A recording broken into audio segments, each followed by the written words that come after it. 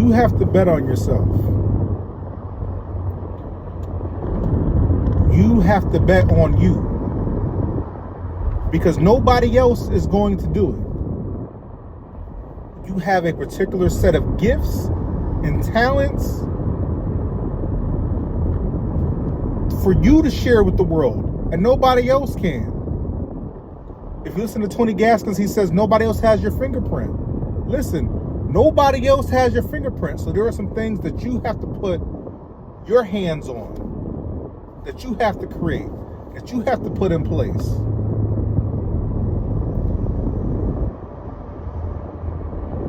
And even if you're on a job, you got to make time before work. You got to make time after work to put your fingerprint on something that nobody can take away from you. Listen, there's people in other countries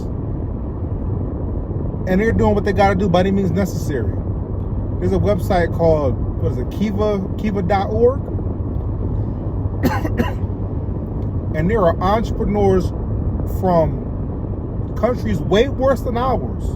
People who are nowhere near as well off as us.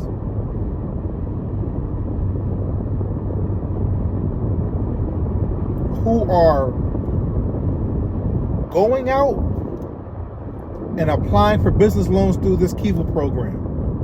We're talking about single mothers. We're talking about people from El Salvador. We're talking about people from all over the place. I saw a loan today where they're asking for $3,000 so they can buy flour and other materials to get some sort of, like, it's a small scale food business off the ground. And they need flour to bake, and they also needed some other things to help, I think, make their tortillas. All right, $3,000. Now for some people, that doesn't seem like a lot of money to ask for a loan for. For some people, it may be a lot, but no matter where you stand, listen, there's somebody in another country right now who's doing what they got to do to get their business off the ground. And when I looked at why they want to pursue the business, the woman said she had it written out that she doesn't want to depend on anybody else, and she only wants to work on things where she can put in her own effort, and her own effort is rewarded. So she wants to get paid for her effort, as opposed to putting effort into something else and you get paid whatever they want you to get paid. She wants her effort to be directly correlated to what she earns, and she figures that if she goes out on her own and gets this food business started that includes making tortillas, that her effort will be rewarded. So that's her taking her hands and making something that she knows how to make. Finding a need, hungry people who like tortillas, people who like to use them for burritos, use them for all different kinds of things you could throw into a tortilla. Chicken, beef, cheese, all kinds of things. Finding a need, identifying the need, and then filling in that, and being the person to fill that need. That's all you got to do. All you got to do is find what you can put your hands to do. Find what you can put your mind to do. And find a need, and then fill that need. And as you can see, and she just needs $3,000 for some flour. All you need is some flour in your hands. All you need is a little bit of cash and to make some flyers. All you need is somewhere to make some copies. All you need is a little bit of imagination. All you need is the ability to start with one little product and go and expand it. Go get you some flour. Go get you some chocolate chips. Go get you whatever other ingredients you need and go and bake that and go and sell you some cookies at your church. Go and sell some cookies in your gym. Go and sell some cookies at the swap meet. Use what you have and find a need. People love snacks. And it's harder in this economy to get snacks for a good price.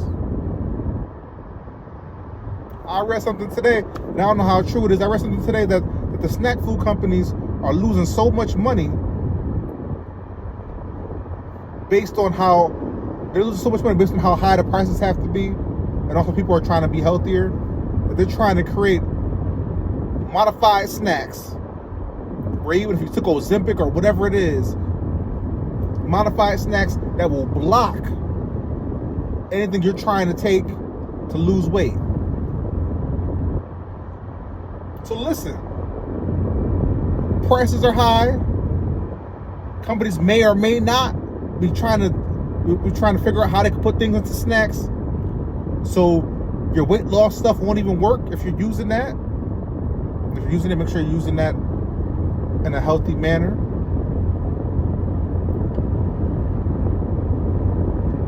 But they're trying to do these things, and all it's going to do is deter more folks away. So you go and fill you a need. All organic ingredients. My organic snacks. For a good price. A price where you can still get a profit from it, but a good price where it's not breaking the bank on anybody. And you just put a little bit in your pocket at a time. And you sell that hand to hand.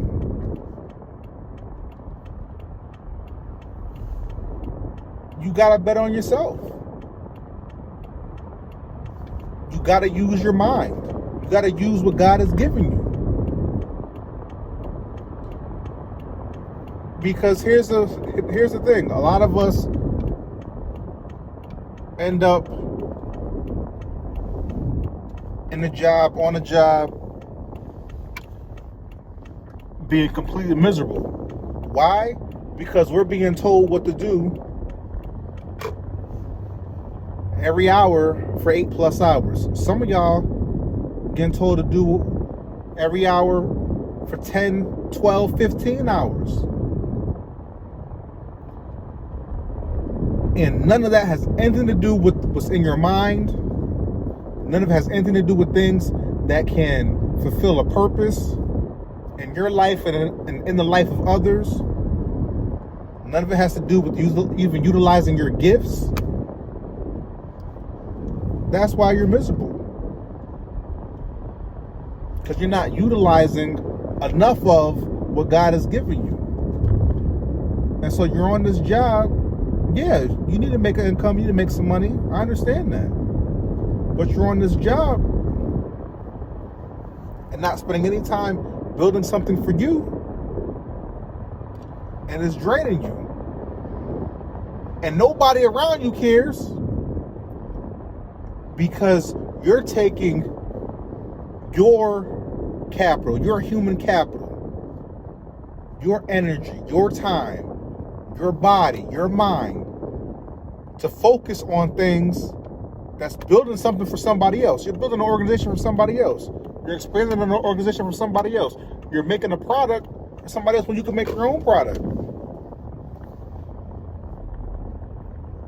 So listen. All I'm saying is, I know you got to do what you got to do. I know you got to get a paycheck. I know you got to feed them kids. I understand that. You got to do what you got to do.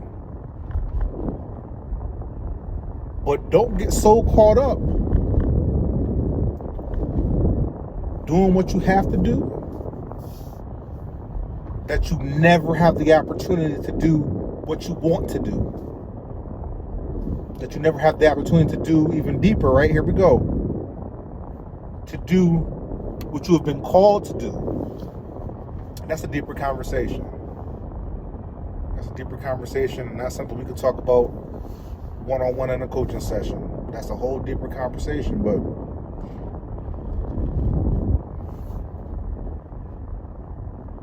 there are things even beyond what you want to do, that you're called to do, And it's only normal for you to get frustrated when you can't do those things.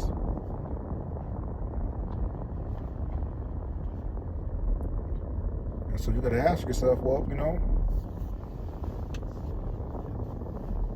what is my purpose?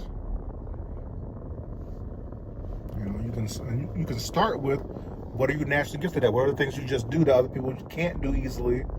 And you start there. And figure out what you should be doing. Otherwise, I have to ask you, are you really living? Think about it.